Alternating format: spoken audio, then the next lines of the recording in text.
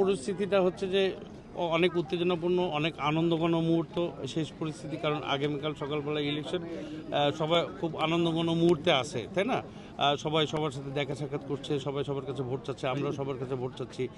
যে ভোট দেওয়ার সে ভোট দেবে, যে ভোট দেওয়ার না দেওয়ার সে দিবে না, এটাই স্বাভাবিক। তারপরেও সব সিনিয়র শিল্পী, জুনিয়র শিল্পীদের সাথে দেখা হচ্ছে, সাক্ষাৎ হচ্ছে, স্মৃতিচারণ হচ্ছে, পুরোনো আমলের কথাবার্তা হচ্ছে, আলোচনা হচ্ছে, একটা আনন্দঘন মুহূর্ত সৃষ্টি হয়েছে।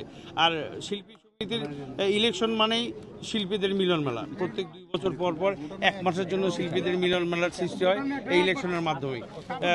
তো যার জন্য সবাই এখানে উপস্থিত থাকে, সবাই আসতে ভালো লাগে, সবাই এখানে আসে, সবাই ইলেকশনের একটা আনন্দ উপভোগ করে সবাই। ওয়াইট প্রশ্ন করো, আর করবে না আমি করব। আচ্ছা, একটু আগে কিন্তু জিজ্ঞেস করা হয়েছিল যদি আপনি জয়লাভ করেন তাহলে আপনি কি কি কাজ করবেন? ভাই, এখানে কাজ করার কিছুই নেই, এখানে দেশ নিয়ে কোনো কাজ করার কিছু নেই, জনগণ নিয়ে কাজ করার কথা, শিল্পীদের নিয়ে কাজ করার কিছুই নেই। এখানে আমি যদি ইলেক্টেড হয়েই থাকি, ইনশাল্লাহ আমার কাজ থাকবে হচ্ছে যে সাংস্কৃতিক বিষয়টা দেখাশোনা করা।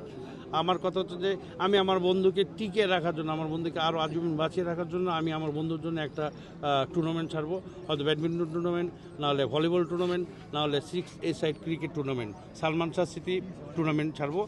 সালমান শাহর বিষয় নিয়ে এর আগে যত কথা বলুক, অনেকেই অনেক কথা বলেছেন, সব দেখেছি, সব শুনছি, কেউ কিন্তু কিছুই করেনি। আপনারা যদি সহযোগিতা থাকেন, আপনারা যদি আমার পাশে থাকেন, ইনশাল্লাহ আমি সালমান শাহ স্মৃতি যে কোনো একটা টুর্নামেন্ট করবো ইনশাল্লাহ। আচ্ছা, এ পর্যন্ত কি টাকা লেনদেন, ভোট কিনতে কাউকে দেখেছেন বা কোনো কিছু? না, না দেখার বিষয় না, কারণ আমিও তো একটা প্যানেলের সাথে আছি। যারা যারা টাকা দিয়েছেন, যারা টাকা পেয়েছেন, তাদেরকে জিজ্ঞেস করা উচিত যে কে টাকা দিল, কি টাকা দিল, তাই না? Thank you very much. যান আপনি ইফতারে যান।